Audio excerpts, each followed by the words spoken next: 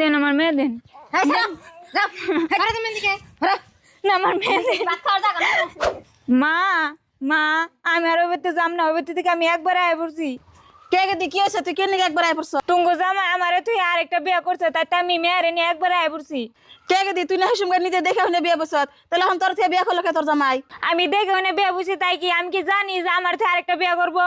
তোমরা যদি আমার বাড়িতে জায়গা দাও তাহলে দাও, আর যদি না দাও তাহলে একমি যাম গামি। না কে দি তুই আইছ থাক কয়দিন কি হয় পরে দেখা যাবো নি মা কি কইছে আবার ওর? আর কি হবে গে দা ওরা থিয়া বলে ওর জামাই বিয়ে করছে সেজন তোর মেয়ে নিয়ে আয় পড়ছে বাড়তে আর বলে অতি ওর জামাই বাড়ি যাইবো না তুমি কি কও এটা? দুজন পর পর অন্য নীলা খেলা করুম না?